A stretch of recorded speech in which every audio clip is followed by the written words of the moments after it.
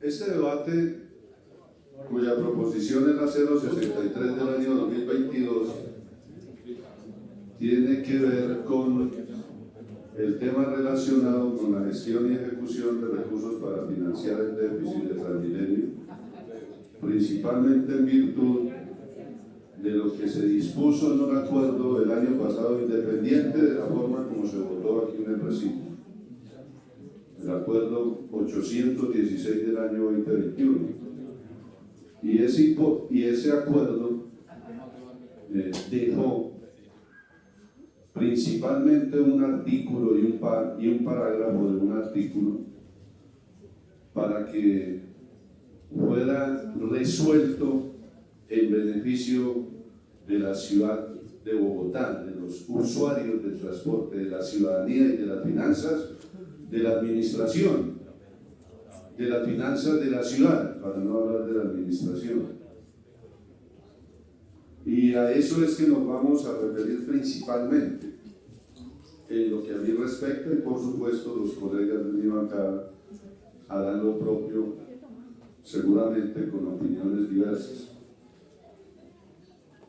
Y en el tránsito del debate nos interesa entonces que la administración distrital, en su interlocución y en su intervención frente al mismo, pues señale con absoluta claridad que de acuerdo al acuerdo antes referido, se nos explicite con absoluta claridad si hay o no decisión, disposición y voluntad de revisión de los contratos existentes en el sistema integrado de transporte público. Esa es la primera idea fuerte que nosotros traemos para el día de hoy, porque de alguna manera en lo que quedó contemplado en el artículo 11 del 816, pues allí hay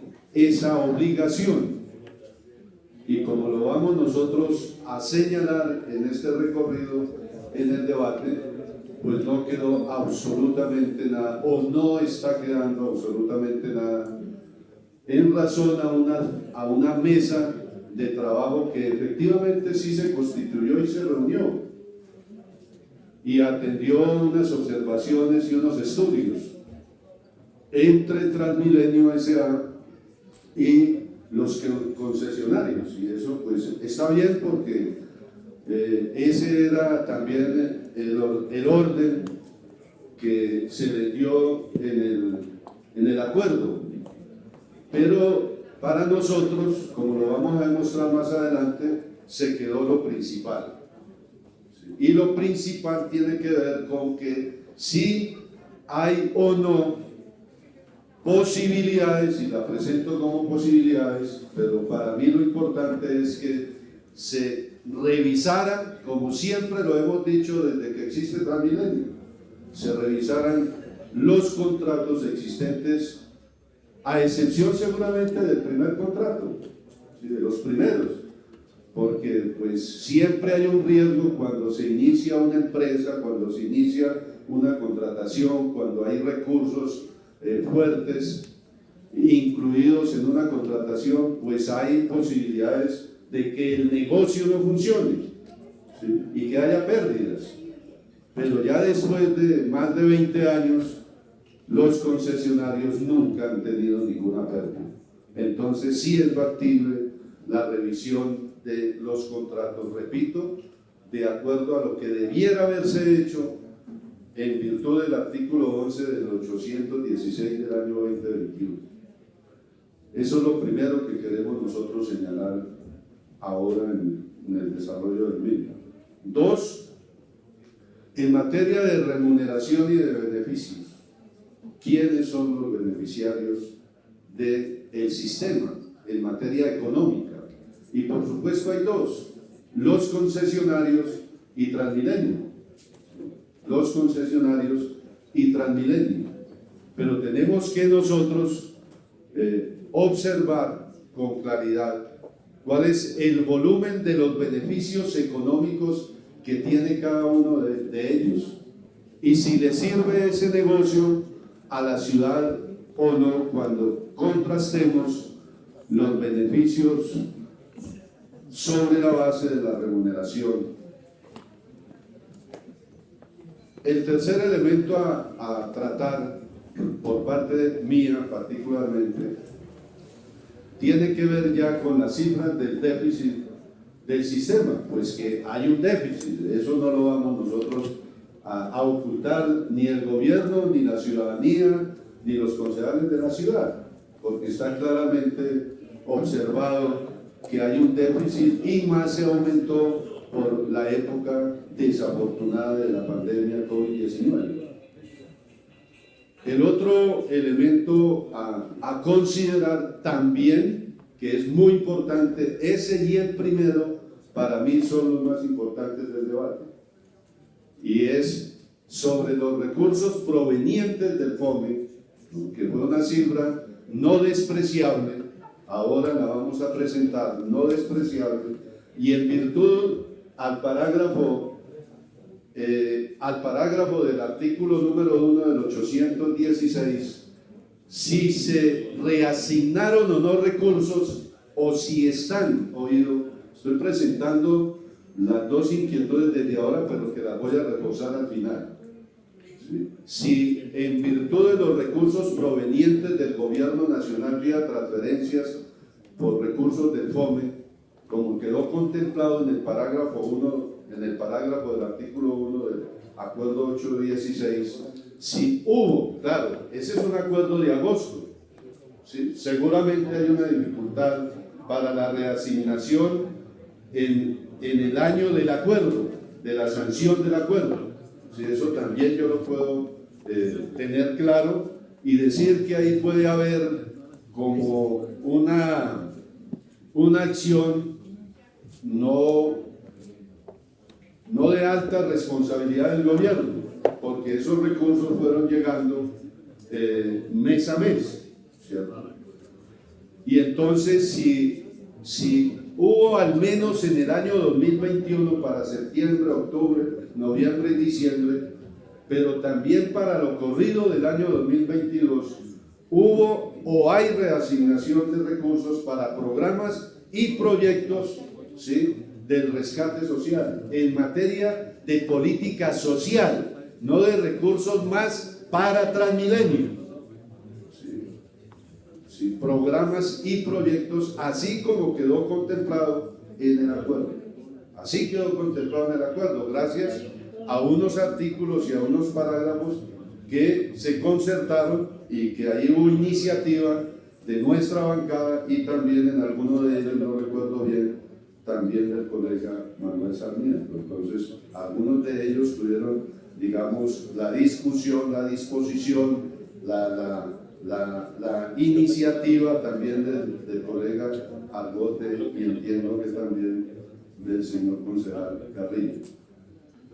Y lo otro, ¿cuáles son los efectos? Porque siempre que uno habla de la reasignación de recursos o de la revisión de los contratos, siempre entonces nos dicen, no, pero no se preocupen, tranquilos, porque el volumen de los subsidios asignados es supremamente oneroso y fuerte, que casi desestabiliza al sistema, y le vamos a demostrar que allí no hay ningún problema con que se establezcan unos subsidios como están establecidos y que se congelaron o se eliminaron en unos años en el gobierno de Peñalosa. Y el último punto, que también es de mi interés, y ahí es el punto principalmente dirigido al señor secretario de Hacienda, es el que tiene que ver con la tarifa diferencial estudiantil en el marco del acuerdo 615 del año 2015 que le han mamado gallo, tanto el gobierno anterior como ese. Eso lo dejo absolutamente claro. Bueno, hubo una, entre comillas, disculpa por la pandemia, por el COVID-19, pero ya estamos como saliendo de eso. Entonces vamos a ver si para este año y para el otro sí quedan algunos recursos, porque hay unos estudios y unas elaboraciones de la administración distrital en cabeza de la Secretaría de Educación, y si ahí hay una implementación progresiva, no es tan voluminosa como lo quieren presentar la administración distrital. Bueno, eso es lo primero. Bien, entonces esa era como la introducción, pero para mí es lo principal. Ya lo otro lo vamos a transitar muy tranquilamente.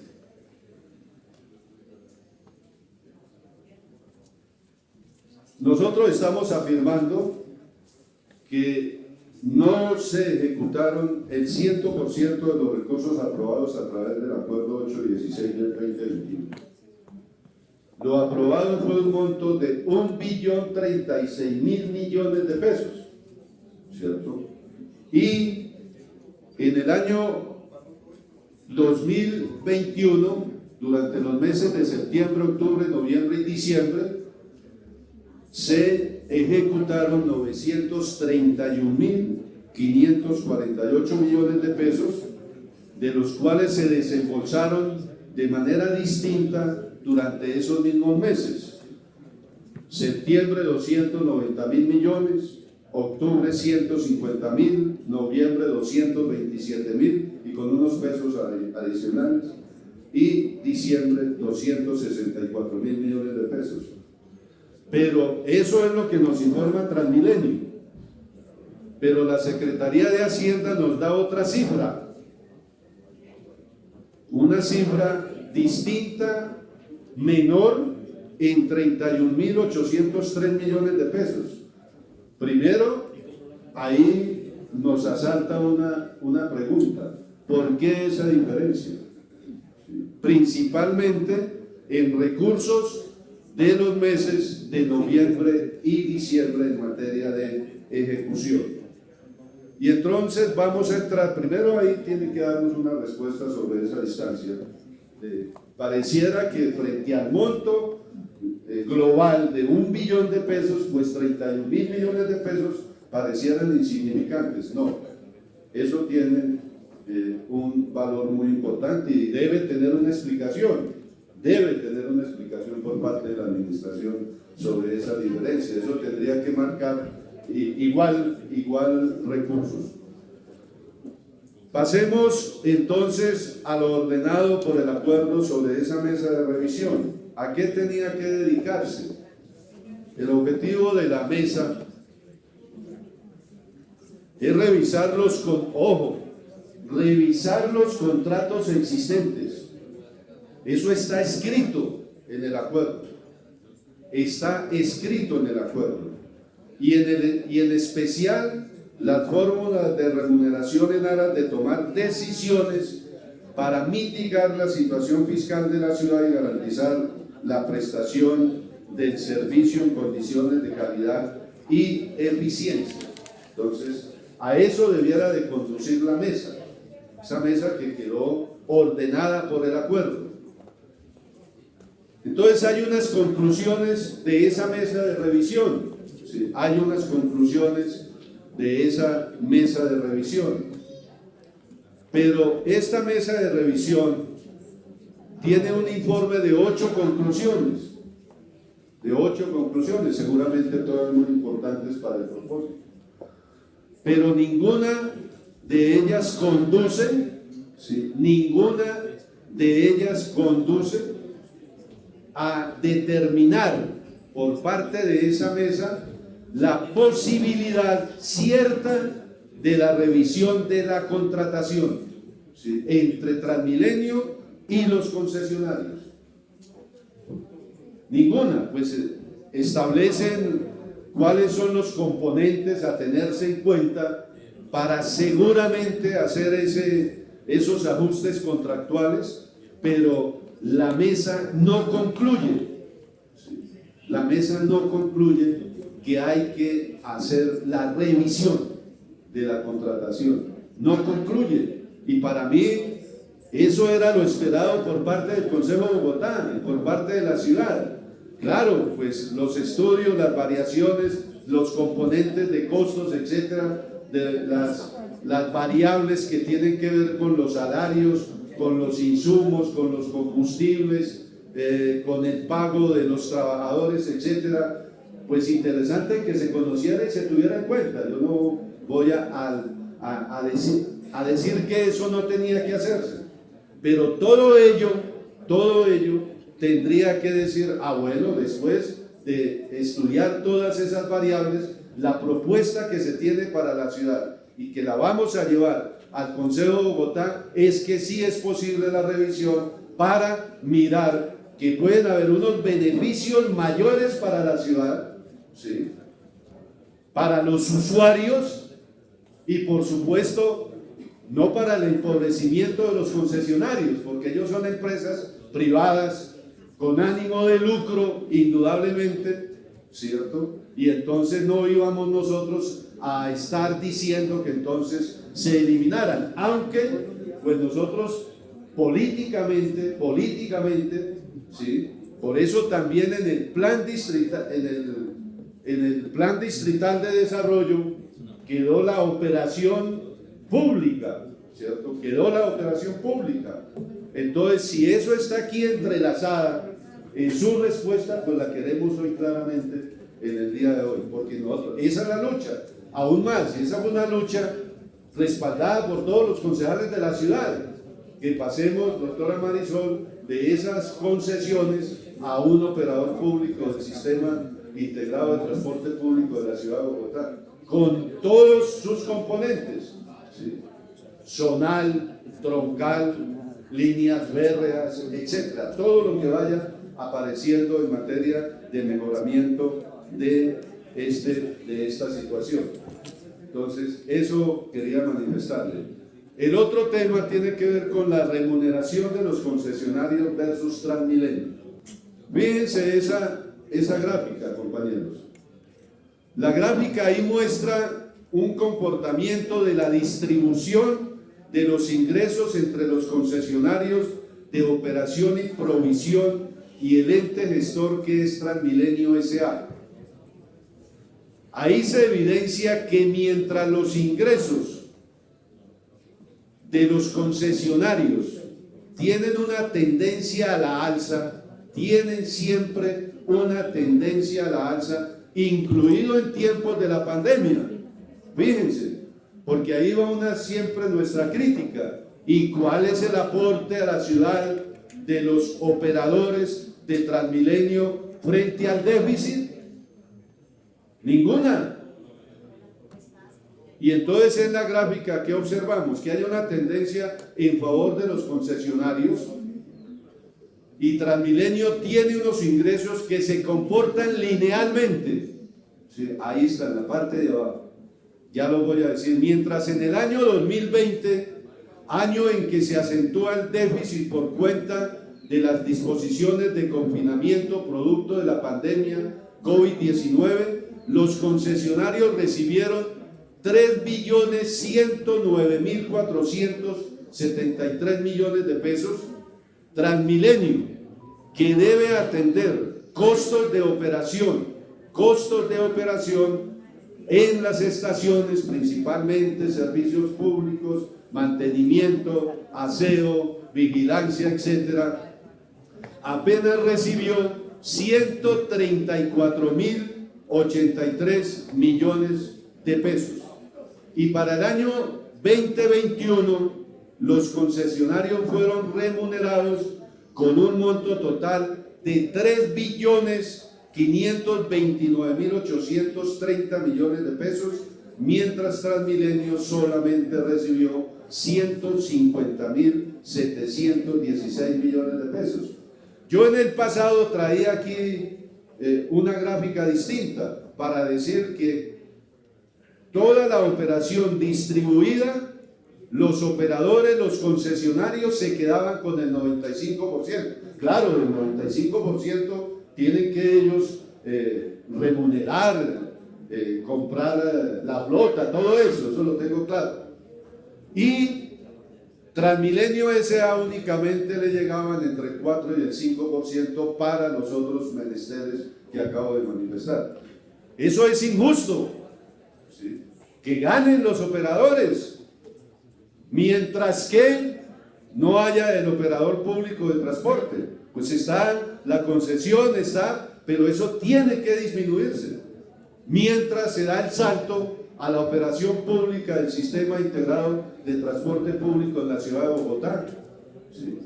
Y repito, eso pudo haber pasado en los primeros años de la concesión, pero ya 20 años más, eso tiene que indudablemente revisarse, porque están felices los operadores. Ni siquiera en pandemia ellos le hicieron aporte a la ciudad, a la pandemia.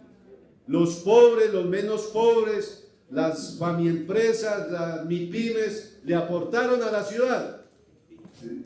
Le aportaron a la ciudad para que esto no fuera más crítico en materia económica. Pero los señores de la operación del sistema troncal y zonal no hicieron lo propio.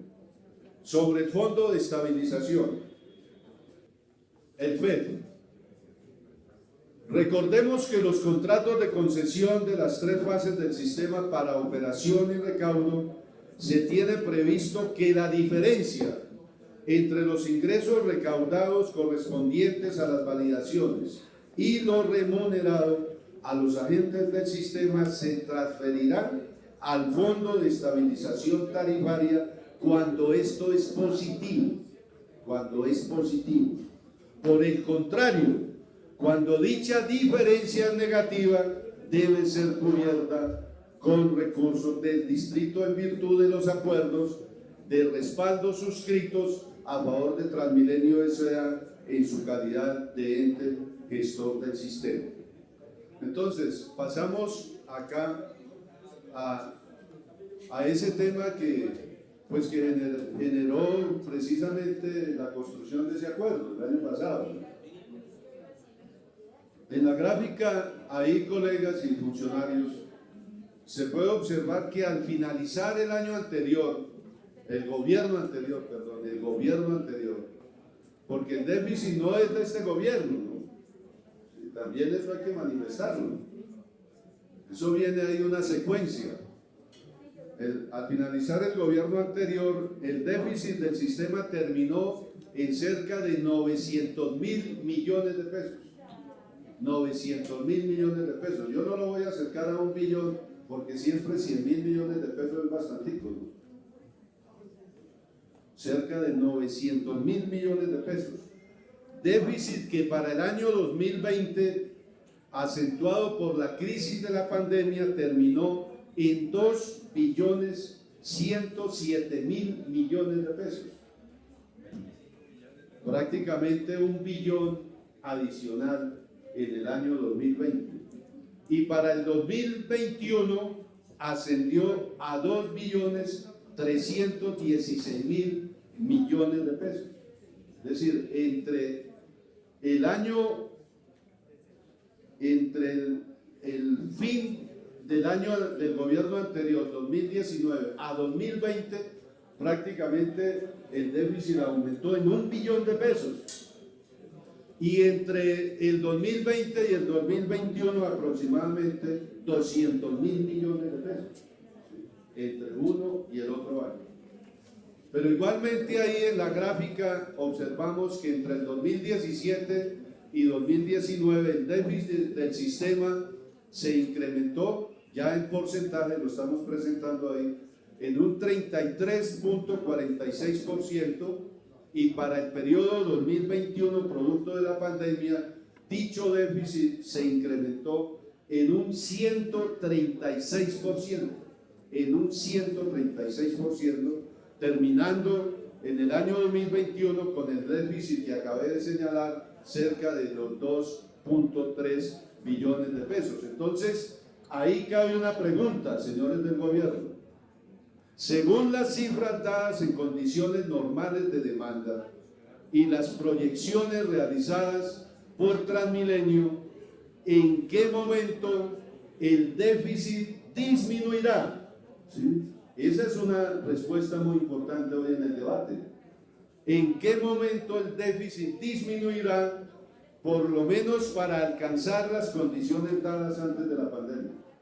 Estoy preguntando, yo quisiera que se acabara el déficit, ¿no? Pero al menos regresemos al momento anterior a la pandemia, a ver si podemos con sus respuestas decir sí, tenemos unas fórmulas, tenemos unas metodologías, tenemos unas propuestas para que el déficit no siga en ese volumen en que se encuentra, si no volvamos seguramente al año 2019. Pero lo ideal sería pues que desapareciera, pero eso es muy complicado, digamos, económicamente hablando en este momento. Pasemos a qué pasó con los recursos del fondo. En cuanto a los recursos del FOME girados por el gobierno nacional a través de ese fondo, según Transmilenio y la Secretaría de Hacienda Distrital en el convenio de cofinanciación para el sistema de transporte masivo de Bogotá, suscrito entre la Nación y el Distrito el 17 de diciembre del año 2021, el Ministerio de Hacienda y Crédito Público transfirió recursos por un monto, oído compañeros, de 733.977 millones de pesos. Eso quedó en el acuerdo. Bueno, hubo una acción del distrito y de la nación, hubo esa transferencia, pero pudiera haber sido la totalidad, se hubiera esperado el 1.036.000 millones de pesos aprobados en el acuerdo, que no iban a eliminar la totalidad del déficit, porque ya estábamos hablando de 2021 y de 2022, lo iban a disminuir, ¿cierto? El gobierno nacional, de acuerdo a ese acuerdo, valga la redundancia, da vía FOME ese monto antes señalado, ¿sí? Menor, digo yo, a la cifra esperada, ¿sí? A la cifra esperada. Bueno, entonces la pregunta para mí, y de acuerdo con lo que quedó en el acuerdo 816, es ¿cuál será entonces? Porque repito, se recibió a finales del año 2021. Entonces ahí puede haber seguramente una explicación técnica, administrativa, de si se hubieran podido ubicar en otros programas o proyectos de la política pública distrital social de la ciudad. Entonces la pregunta es, ¿cuál será la fuente de recursos para reorientar recursos a programas sociales financiados con el cupo? Todos lo sabemos cuáles fueron los programas asociados al cupo, teniendo en cuenta que estos recursos ya están incorporados en el presupuesto de Transmilenio para este periodo, en cumplimiento del acuerdo 816 del año 2021. Otro elemento que para mí es importante, la cofinanciación del gobierno nacional y Bogotá. Este parágrafo es el que les mencionaba en la introducción, compañero Argote. Este es un parágrafo que a usted le interesa, seguramente lo va a tocar a profundidad en su intervención. Entonces, teniendo en cuenta que el gobierno distrital efectivamente recibió 733.977 millones de pesos por concepto de cofinanciación con el gobierno nacional, de acuerdo a lo previsto en el parágrafo del artículo 1 del acuerdo 816 del 2021, y después de que la administración ajustó las fuentes y ejecución final de los recursos aprobados mediante el mencionado acuerdo, la pregunta o las preguntas son las siguientes, señores de la administración. ¿Se han sí o no, como dicen ustedes los abogados, yo soy maestro de escuela, se han reasignado recursos del cupo de endeudamiento a programas y proyectos del rescate social? Esa pregunta va muy bien dirigida al señor secretario de Hacienda, que me está poniendo bastante cuidado. Y lo estoy diciendo de verdad, ¿verdad? Entonces, se han reasignado recursos del cupo de endeudamiento a programas y proyectos de rescate social, como lo ordena ese parágrafo. ¿Y cuáles serán entonces, si eso se ha hecho, se va a hacer, cuáles serán los programas beneficiados en el año 2022? Porque ahí fue el debate. Yo creo que ahí algunos votaron en acuerdo porque se logró que se incluyera ese parágrafo 0. Y el otro punto es que cuando uno dice que hay fórmulas para disminuir el déficit y que hay fórmulas para atender mejor a los usuarios en el sistema, entonces siempre sale la respuesta: no, hombres, es que los subsidios nos matan a nosotros. Se está invirtiendo demasiado dinero en eso. Y eso es carreta. Pura carreta. Pura, pero física carreta. Miren lo que dice nuestra tabla. A pesar de que los subsidios, miren lo que pasó entre 2015 y 2018, se frenaron los subsidios. Sobre todo para... Y no quiero, a veces a mí no me gusta recordar cosas ingratas, ¿no? No me gusta. Pero como a algunos les gusta, la voy a recordar. ¿Se acuerdan ustedes lo que pasó con las personas con discapacidad y los adultos mayores en la Plaza de Bolívar? Que un secretario de ingrata recordación de gobierno, y que dicen que fue el mejor secretario de gobierno del mundo, un señor de apellido Uribe Londoño, Uribe Turbay, ¿sí? Le mandó el ESMAD, ¿se acuerdan? En la Plaza de Bolívar, y los gaseó, como decimos los estudiantes cuando estábamos en la universidad. Nos gasearon, y los gasearon en la Plaza de Bolívar porque estaban reclamando que no le quitaran el subsidio.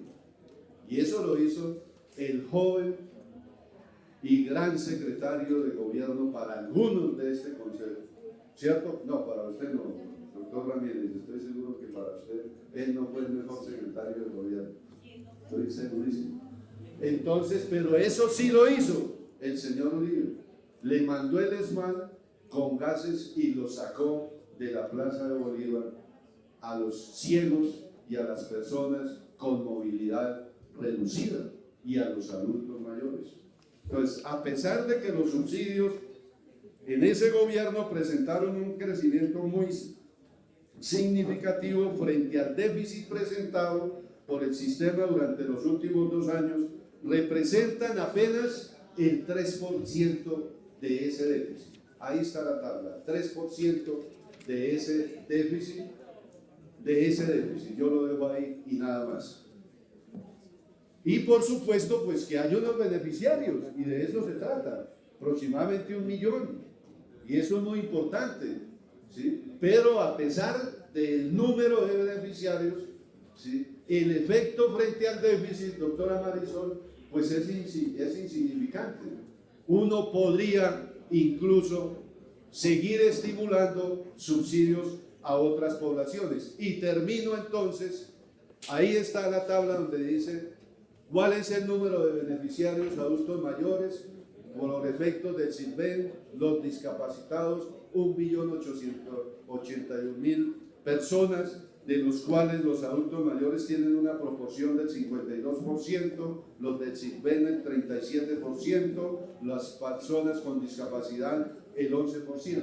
Bueno, y termino pues con un tema que es de nuestra cosecha, que es de mi cosecha. Bogotá necesita voluntad política, no es nada más, voluntad política para implementar la tarifa estudiantil en el transporte público. Es lo único que hace falta. Mire, si fuera incluir ese recurso para subir, entre comillas, el déficit del Fondo de Estabilización Tarifaria, no ascenderían porcentajes superiores a los que demostré ahora anteriormente con ese 3% de los que hasta ahora se vienen beneficiando.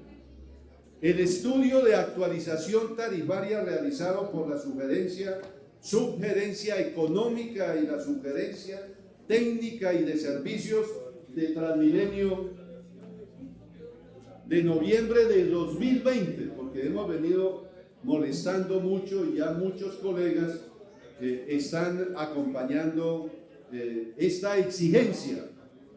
Realiza un análisis sobre el impacto del acuerdo 615 del año 2015.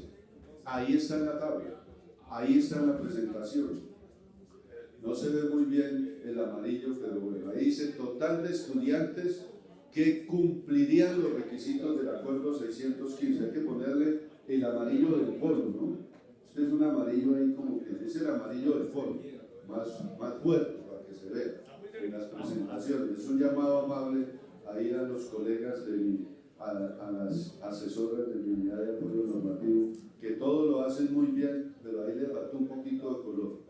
Bueno, entonces, de acuerdo, no, eso no nos despedimos ni por el carajo. Sin embargo, dicho análisis requería ajustes a los cálculos allí establecidos por dos razones principalmente.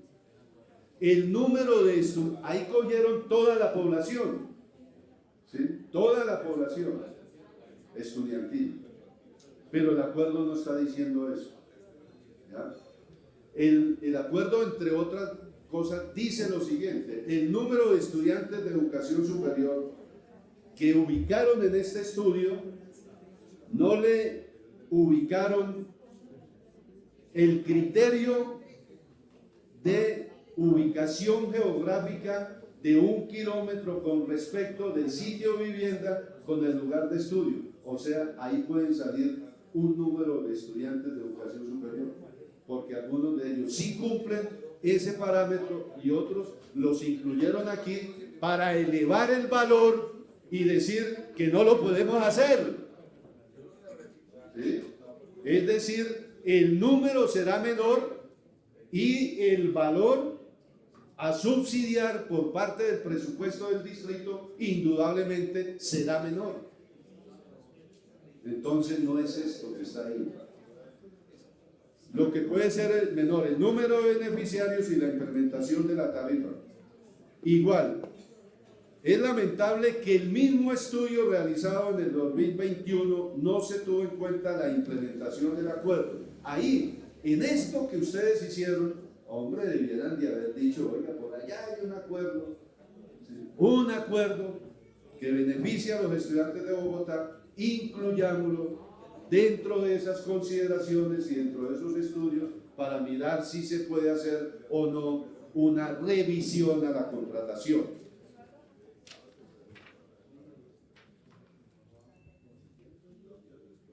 Ahí está el impacto económico de la tarifa diferencial del acuerdo 615.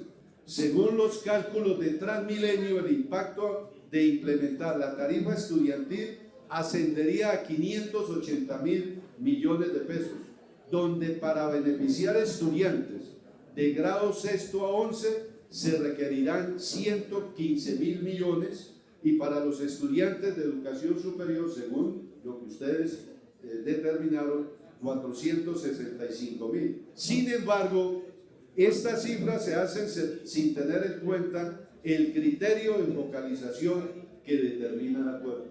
Digo, tomaron toda la población y hay unos criterios de estrato y de ubicación geográfica, de distancia, que eso disminuye ese valor, señor gerente de Transmilenio.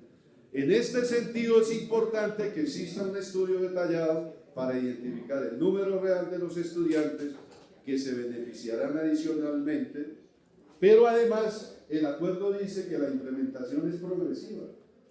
Entonces yo puedo decir, bueno, que empecemos a implementarla con los estudiantes de bachillerato, luego con los de universidad, porque son los beneficiarios, lo vamos a ir utilizando progresivamente. Entonces, de un solo tanganazo no vamos a requerir todos esos recursos, pero vamos a empezar a beneficiar a los estudiantes de Bogotá. De eso es que se trata. Y lo vamos a luchar Señor secretario, tal vez el año pasado, por consideraciones de la pandemia, no hicimos la suficiente resistencia y la suficiente fuerza para incluir recursos en el presupuesto, pero este año nos la vamos a jugar, ¿sí? Y vamos a pelear y vamos a traer los estudiantes de primaria, de secundaria y de bachillerato para que respalden este acuerdo y le metamos los recursos, porque estoy convencido que el Consejo de Bogotá así también lo quiere en su totalidad. Entonces, muchas gracias, señor presidente, yo dejo hasta ahí.